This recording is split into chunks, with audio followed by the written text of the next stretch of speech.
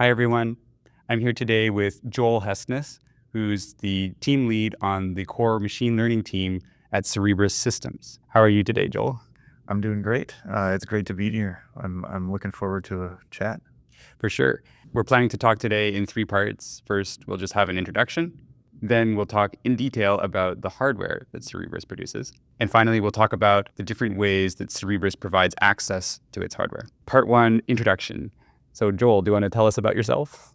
Sure, yeah. I'm the team lead in our core machine learning team, and I'm a research scientist. By training, I came from a hardware background, so I did some work in heterogeneous system architecture. When I finished up grad school, I joined Baidu's research lab, so I worked with Andrew Ng and a lot of the great people there that were working on like the first deep learning models on large scale clusters. So those were clusters of GPUs. Some of the work that we did there was looking at scaling laws. How do these models scale quality as we change data set size and compute? So we had the first paper that came out there showing essentially deep learning scales pretty predictably to very large scale. The model quality scales as you increase data set size, model size, and compute. So it was a precursor maybe to the Kaplan scaling laws paper. I saw that trend. I saw that language was the next thing that needed to pop. Like it was the one that had the most, it was the most compute hungry.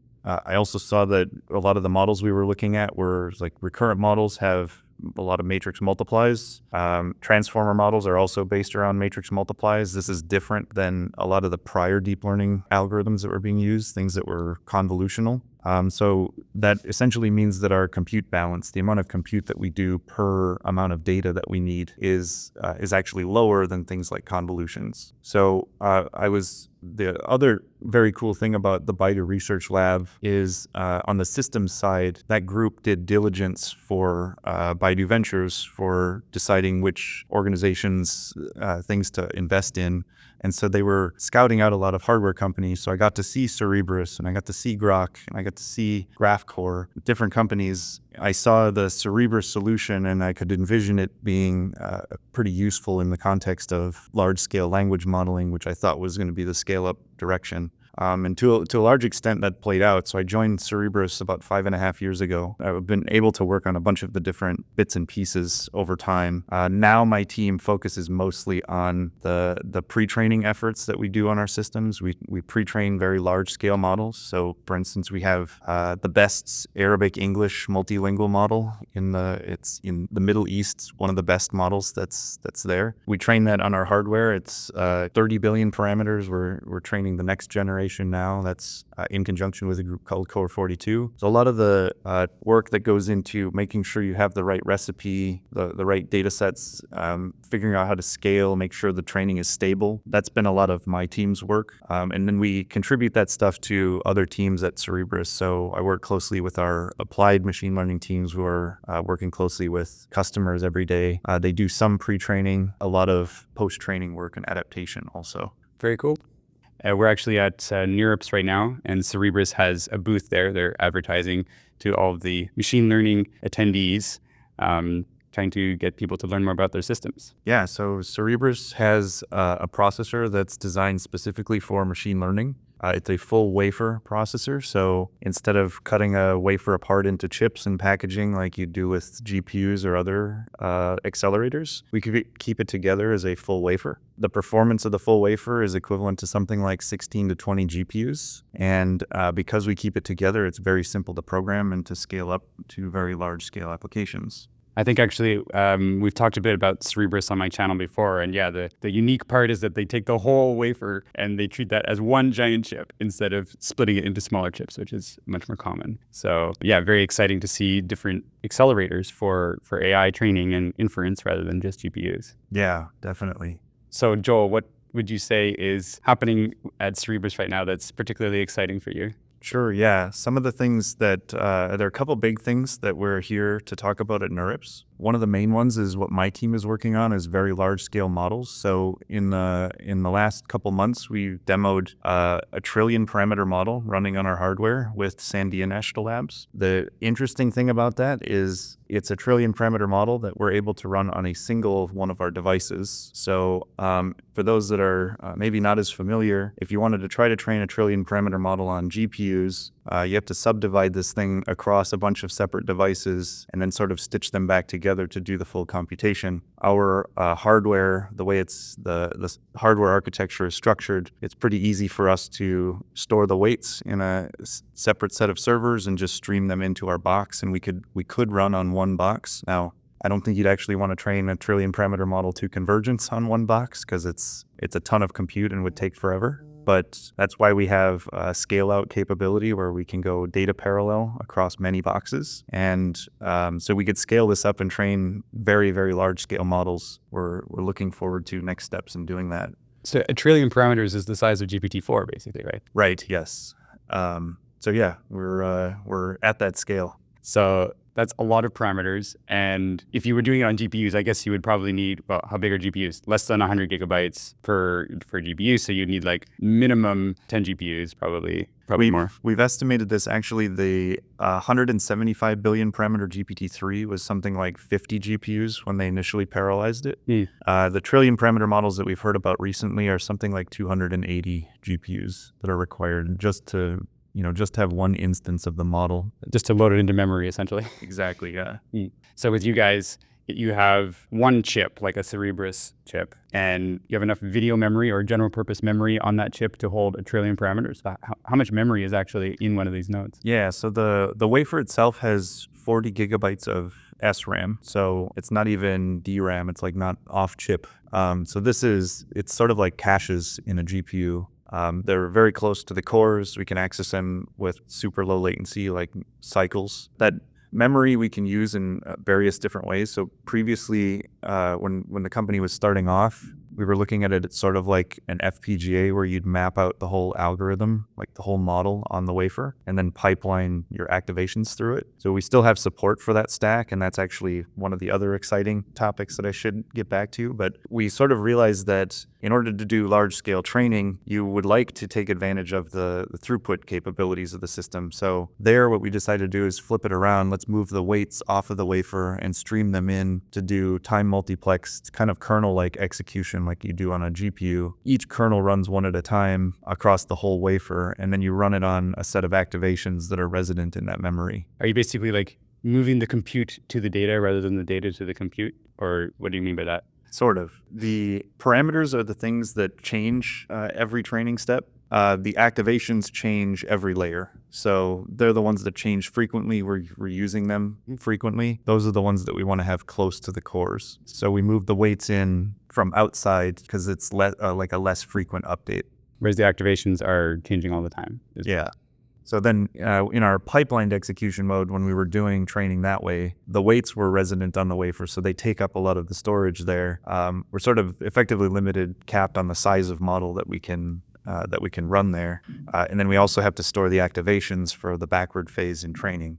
So sort of under that observation, we have a new release. Just 3 months ago, we released our inference solution, which is essentially using this old pipelined execution that we had, lay out the model on the wafer and pipeline tokens through it. So we can inference the Llama 3 series 70 billion parameter models at about 2,100 tokens per second. That's currently about 4 times faster than any other hardware like Groq or Samanova, and it's about 15 to 20 times faster than GPUs currently. That's pretty fast. Yeah. So you have this like limited amount of SRAM on die, I guess, and if the model parameters all fit into there, then you could do decoding by just having them all there, and that's kind of like closer to what Groq does, I guess. But you also have a lot of like off-chip memory, which can be used as the kind of full set of weights. So you can obviously cache some of it in the local, like the activations, right. But the full set of weights would be off-chip memory, I guess. And are you essentially unlimited in terms of how much off-chip memory you can have? Essentially, yes. So this trillion parameter model that we just demoed, it took expanding out that. We have a set of servers that we call our memory X nodes. Those are essentially large DRAM storage systems, and then we can stack those, we can parallelize across them to feed the data into the box. And that set of support nodes is essentially infinitely scalable. So although we've just recently demoed a trillion parameter model, we'd actually demoed a trillion parameter model like a year and a half ago internally. Okay. And we have capability now to go to something like 24 trillion parameters if somebody did want to train that large scale. So we're starting to work on mixture of experts models. We have support for it in our recent releases. We expect those to continue growing in scale because the extra parameters give you improvements in quality in the models. So we expect people to train even larger than maybe what we've heard or decoded from OpenAI information. So you're the VLSI of GPU or of ML hardware, I guess. Yeah. No number is too big for us. So that was interesting. At Baidu Labs, you were essentially like in the place of a venture capitalist looking at and saying, should we invest here? Should we invest there? And so did you think at that time that Cerebras had the best bet, or like you thought that they were all reasonable approaches and you just ended up working with Cerebras? I thought Cerebras was the best bet. I think I had maybe a few unpopular opinions at the time. So a lot of the hardware companies were starting off targeting inference, and I didn't feel like that was necessarily the right solution. Targeting inference first, I think it simplifies the problem in a way that maybe limits the hardware in future generations. So instead, Cerebras was focused on training, where if you're going to do training, you have to do the inference side, but you have to do the rest. You got to do the backprop, the optimizer step, the weight updates. So I just thought that they were aiming high, which is something that I appreciated. They had options. And so like this, the inference solution that we've just released is an instance of that, where for 3.5 years, we were just focused on training. And then a year ago or so, we said maybe we should revisit inference as a potential solution we could provide. And sure enough, over the last year, we've been able to figure out a solution that's really good. So was it pretty easy to do on top of your existing tech stack? It was, yeah. So actually it's kind of an interesting, we have two separate groups that work on stacks at Cerebras. We have a stack that is focused on machine learning, which is the one that most people use, where we put a lot of the effort. We also have a high performance computing stack. That stack is focused on being able to build kernels, so you could run specific sort of low-level computations. The team that has built that out actually built a domain-specific language, and we're working on making that more general, but that domain-specific language is really nice for generating the kernels that you can then bolt into our Pytorch stack if you wanted to do it that way. And that was the key driver for this inference solution, was the fact that we had the tools that we could just kind of write the simplified version of what the kernel should look like and have it compile. So we were able to generate most of the kernels for these large-scale language models at inference time very quickly. And it's very adaptable too. So we're in the process of scaling that out to different kinds of models that we'd be able to run on the hardware. So it sounds like those kernels are like a direct comparison to Cuda kernels, right? Like you write some optimized code and then you can slice it into your it's a pretty similar level of abstraction, yeah. Right. Interesting. Maybe that's a good time to transition to part 2, the hardware. So I think Cerebras made headlines when you guys were producing the biggest wafer or the biggest single chip or something like that. How large are these chips? Yeah, the chip is, it's a full 300 millimeter wafer. It's the largest square that we can cut out of it. In fact, the corners are not actually squared. They use the edge of the wafer on the corners. Essentially, the design of the wafer is a large mesh of simple cores. So it's a very simple logical architecture. So you can think of it like each individual core is similar maybe to a Cuda core in a GPU. It's narrow vector width. It does scalar vector multiplies. And when we map something like a matrix multiply to it, it's essentially just a large systolic array where we, pipeline weights or activations across the other tensor, and we're doing the computation like that. The total number of cores on our CS3 generation is 1 million. So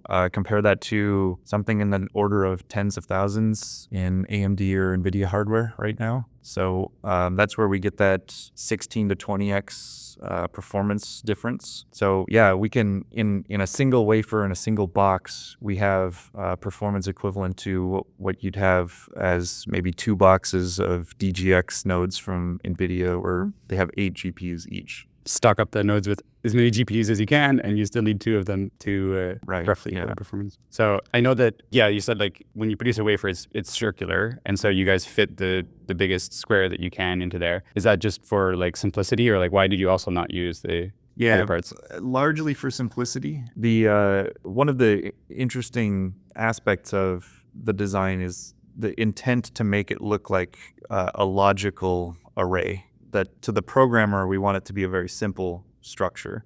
So square is very natural. It's not quite square. So 2-dimensional is it's not quite square, but that's meaning the number of cores in one dimension is different than the number of cores in another dimension. But logically, we have it set up so that it exposes to the user as a regular grid of cores. Now, I think one of the questions that you'd be interested in is the reliability. Well, you have to deal with defects in manufacturing a wafer like this. When we manufacture, we do have cores that are marginal or they don't work. So we have to switch those off and we have to route around them. We have a redundancy process that helps with fixing things up so that we get that logical set of cores that's to the programmer perfectly regular. Oh, so even if there's like a few dead cores in there, the programmer still sees like exact grid of working cores. Exactly, yeah. That's very helpful. It's like an SSD that hides the dead sections from you. Very similar to SSDs and DRAMs where they put in redundant rows and map them out. Right. Yep. It also reminds me, like when a wafer is produced, there's often quite a few defects in it. And so like usually, I don't know, like Intel would probably get like, 40 chips or more out of a single wafer. And then if there's too many defects in individual chips, they just throw those out. And that's like the yield, right? Is like how many of the chips do you get that are actually workable? And many companies would, if there's a single defect, they would throw it out. Some companies tried to do a bit of a better job, like when IBM was making the cell processors that went into PlayStations and Game Boys and things like that. The cell processors were supposed to have, I think, 9 cores that were doing auxiliary tasks. And if 9 of them were working, they would put it in a PlayStation. If like 8 or 7 of them were working, they would put it in a Game Boy because it didn't need quite as many cores. And if fewer than that were working, they would just throw it out. But nevertheless, your task is so much more difficult when you have the entire wafer that becomes one chip. So like, do you guys have a threshold where you're like, there's too many damaged spots in this, we can't use it? Or like, what is your actual yield when you have to use the entire wafer? Yeah, so it's really important that we yield here. So, and the key mathematical, statistical challenge is that defects can be independent, meaning the probability of some number of defects is, 1 minus the probability of a defect, and then to the power of the number of cores or whatever. That power of the number of cores is the one that's very difficult for us. So we make sure that we have enough redundancy that statistically we should be able to cover all of the defects that we see in standard process. So essentially we get 100% yield out of our wafers. We do have some that end up slightly over the threshold, and it ends up being sometimes difficult to expose the full logical mesh, and so those just end up being engineering parts that we use internally where we restrict the mesh in different ways. It is something that's very flexible, so we can change the standard fabric, as we call it. That's the logical image that can run on the device. It's almost like instead of having one chip, you have a million chips, and you just look at to see how many of those million are actually working, and then you build a virtual layer or like a network on top that says, here's how you can actually access the ones that work. Exactly, yeah.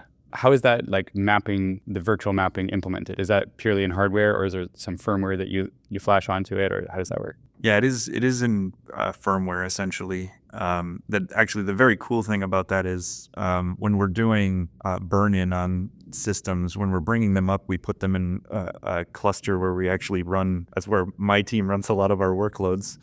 Sometimes you will get changes in the reliability of different cores just in like early use of the system, different thermal stresses and things. You try one thing and the core works, you try something else and the core doesn't work. Or... Yeah. I mean, we're throwing our largest workloads at these things we're essentially burning them in, like we're making them, stress testing them early so we can see if there are issues that need to be fixed up before we deliver to a customer into the field. And anytime that we see something, maybe the wafer hits a stall, well, the stall is probably caused by a packet got dropped or a bit got flipped that caused a control register to be incorrect. We have tools to go through and scan and fix that up, and then we can put the system right back in with certain other cores mapped out. It's actually quite surprising how quickly we can get them back in the loop and back out. Once we've done that process, the burn-in process, these tend to be quite reliable also. It reminds me of, so I bought one of the very first Ryzen processors, like an 1800X, very early on, and they were subject to a segfault bug where if you ran certain workloads, you would just get a segmentation fault, like in user space. And I think it would only affect user space, but nevertheless, it was a pretty severe bug. And mine was affected by it, so I had to run some tests and then ship it back and then get a new chip and put that in.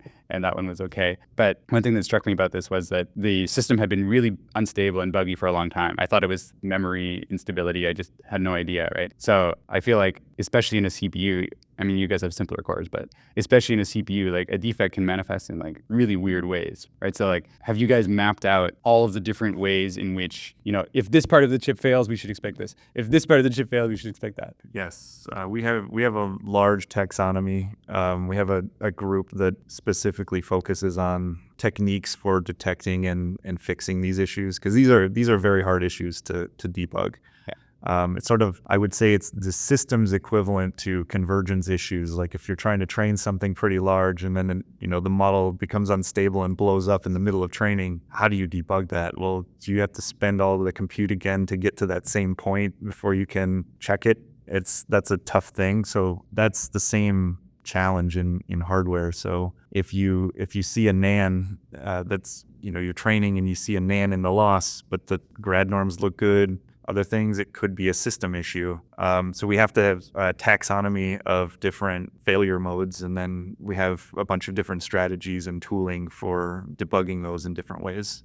Do you think that the chips that you guys produce are future-proof against other types of failures? Like I can envision that like you run the hardware for 5 years and then after a while, 2 other cores stop working. And so you take those, you redo the analysis and you take those offline and you keep going. Or if you were to get a failure, would it be more likely to be an all or nothing? Like the chip just, some core circuits break and it just doesn't turn on at all anymore? Yeah, that's a little bit of a tricky question in part because, Cerebras hasn't been around for very long. So like total volume of and total time, I guess, of that we've used systems is something that we still need to see how things play out. Like we've been fortunate, I think, that our CS2 generation of wafers is still going pretty well. We've got 2 big clusters of CS2s that are, for the most part, actually they're the most reliable systems that we have. They've been around for 2.5 years. Like full occupancy, full utilization through those 2.5 years. So those have been doing really well. The future-proofing part, yes, I would say the ability to fix up the wafer and still expose a logical grid of cores, that's definitely very valuable. So if something does seem like it's marginal, instead of allowing that core to persist as being potentially unreliable, we just map it out. So yeah, I think that's something that should help for the longevity of an individual system. But then, yeah, there's, I think, more to be explored on if there are things that we consider hard faults that would damage a full system. So far, it's been pretty good. Well, that's really cool, though, because, I mean, server hardware is often designed to run for like 10 years, right? They engineer it to a high standard, but you still get faults all the time if you have a data center with enough servers in it. And most faults just have to replace it. It's, not great for the environment, and it's not great because you have to keep using your supply chain to provide these like older parts, or you're partially upgrading it and now nothing matches anymore and stuff. So I almost think that it's really cool because you are potentially building a system that could still be operating and running compute, even if it's not the fastest around anymore, in 10 plus years time. So we're hopeful. Yeah. I mean, just a couple years back, there were still Nvidia M80 GPUs in AWS, and they were just trudging along. Those super reliable. And yeah, we're hoping that we'll have that sort of longevity also. Yeah. That's really cool. I mean, a chip of this size is going to produce an insane amount of heat. And you said you have data centers implying like more than one of these chips. So how do you keep it cool? Yeah, that's a great question. So our wafer is engineered, if you see the wafer, I wish I had the demo here. The wafer has holes in it that are specifically designed to help us mate the wafer with power delivery from the backside and cooling from the front side. On the front side, the cooling plate that gets mated to it is actually connected to what we call the engine block, which actually circulates water. So internally in the block, we circulate water to dissipate the heat into a heat exchanger. Those can either end up being air, or they can actually pump the water out to a heat exchange facility separately. Maybe the interesting thing, and I think people from a few years back that were doing wafer scale studies thought that the power of the full wafer would be too much. It'd be too much to put into sort of the power density of racks at the time. The cool thing about our design though is we can handle that power density. It's actually very similar power density to something like H100 GPUs from Nvidia. They're DGX boxes. So the cool thing, our solution is our full appliance is about 15 kilowatts. It's about the same footprint in a rack as a few DGX boxes like from Nvidia. And so when you start putting together H100 GPUs are 700 watts each times 8 in a box, and put a few boxes together, you're on very similar power density as GPUs. I was actually talking to somebody else at the conference here who said that an H100 box with 8 in it was 11 kilowatts. And if you take the B200s, the upcoming NVIDIA chips, the Blackwell ones, it goes from 11 kilowatts to 14, which is a little too much. So you used to be able to put 4 H100 nodes, each of which has 8 GPUs. You could put that into one rack according to like many standard data center power options. But now you actually have to have that essentially because they're right at that limit. So it's quite interesting. But I guess if you guys are using 15, you can probably put 2 of them even in those racks that are kind of power limited. And of course, each one of those is a lot more powerful than one node with B200s. Yeah, so the performance density ends up being very similar to H100s and the B100s inside of a rack. We have the exact same limitations. Different data centers will have different power limitations per rack, and so we have to work with that. So in some settings, we're putting one of our boxes in a rack. More recently, we've been able to start stacking and doing 2 boxes per rack. So it is very similar constraints to what NVIDIA is dealing with. Yeah.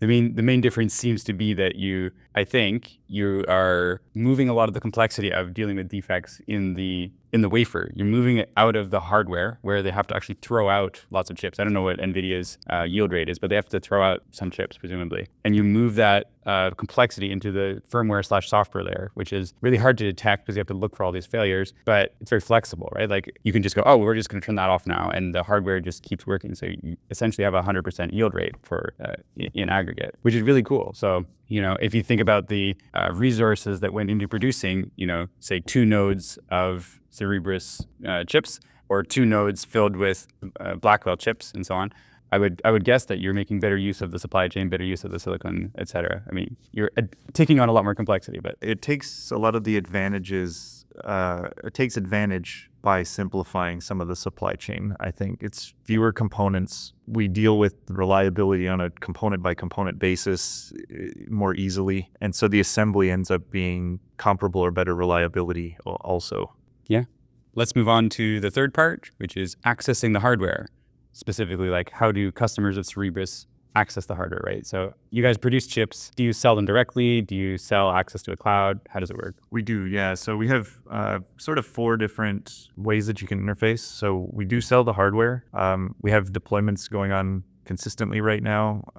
There are sort of few organizations that have the capability to do that sort of deployment. So if I may ask, what is the rough price tag on like one Cerebras node? I probably need to chat with this on it.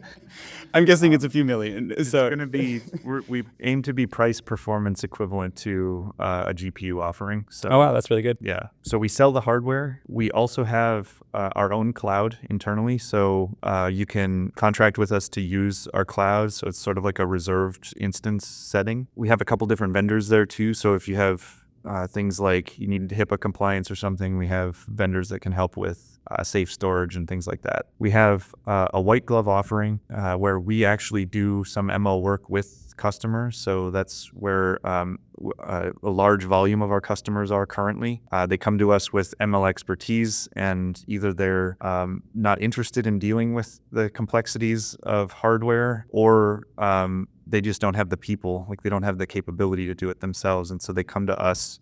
We help them run directly on the hardware. We can help with ML services. And then most recently was this inference solution that I mentioned. We were just released an API where you can send requests to our systems.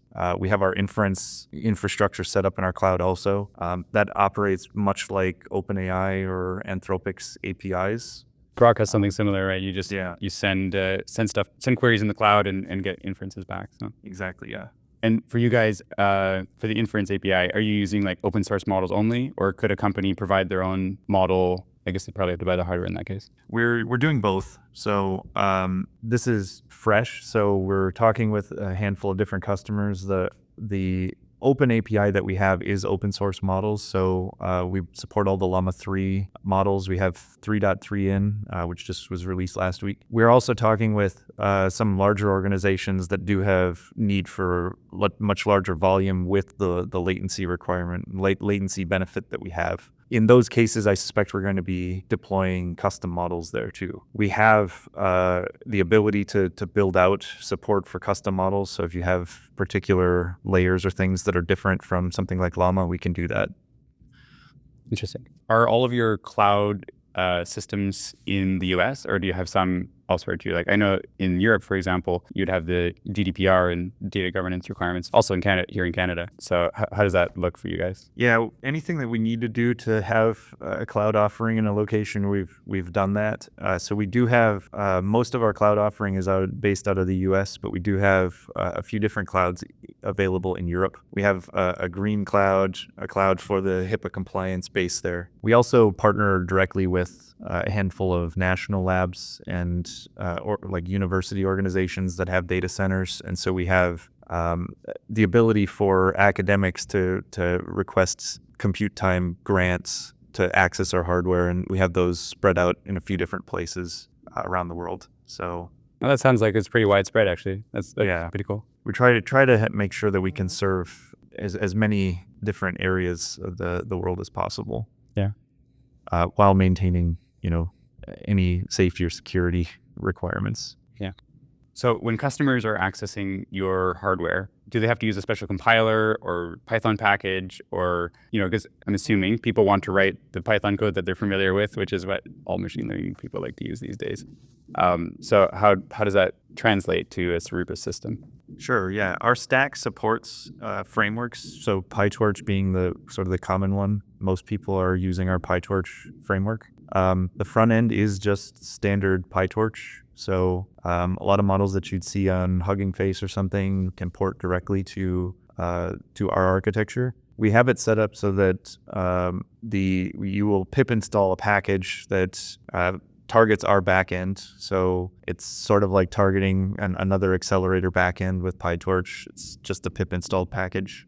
So did you get your whatever custom code you needed like merged into Pytorch so that it's kind of there by default? Or we don't have it in vanilla Pytorch yet. Okay. I think some of these things are maybe not Pytorch specific. So like I guess Pytorch has its front end, which is the models, but then it has its middle representation, which is the A10 tensor library. We essentially take the intermediate representation around the A10 level and convert it into something that lowers to our hardware. Right now, we have full support for compiling models to the hardware. Compiling gives you the best performance or something, and we're developing infrastructure that will allow us to do eager execution. So most people are using Pytorch or familiar with being able to actually call each op and then check the results of the kernels. We have some preliminary support for that and plan to build that out more fully soon. Yeah, I guess that's most useful for developers as they're debugging. And yeah, if you guys are doing training and not just inference, then I guess it's quite likely that would be useful. Right. So it sounds like you guys have not only a compiler that can take Python code and compile it directly down for best performance, but you also have a sort of like transpiler that translates the Pytorch intermediate representation into the binary or whatever representation for your systems. That's correct. Yeah, that's very interesting.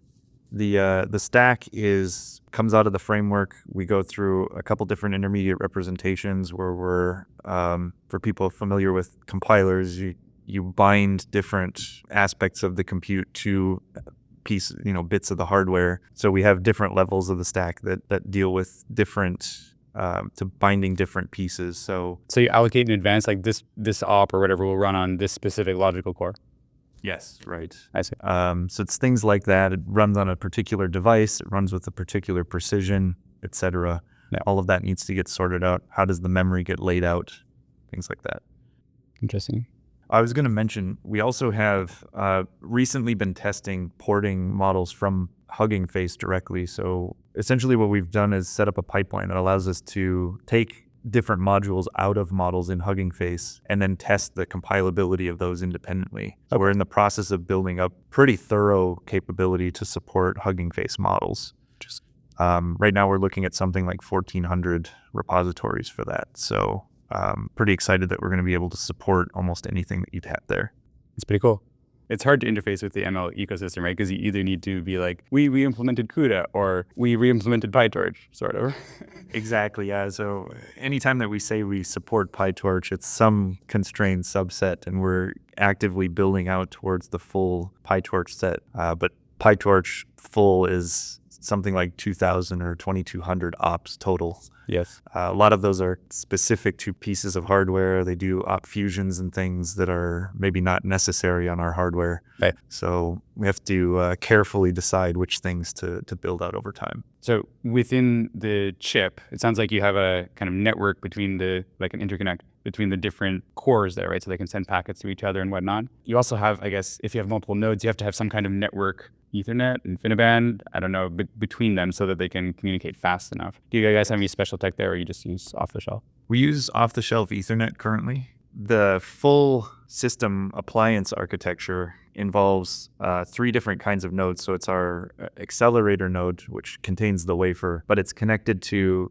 a set of nodes called our memory X nodes. Those are the ones that store the weights. And then a set of nodes that we call swarm X, which those are the nodes that do communication between the memory X nodes in the box and then across the boxes. Those are essentially networking nodes. Okay, so you have quite a few different types of nodes. Like there's some obviously with the Cerebras processors, and then there's others that are just like there's storage systems that just have lots of memory, I guess, and then networking type nodes that maybe just standard routers and switches and things to make sure everything can communicate. Right, yeah. So then when we train a model, the models remain resident in a memory X node.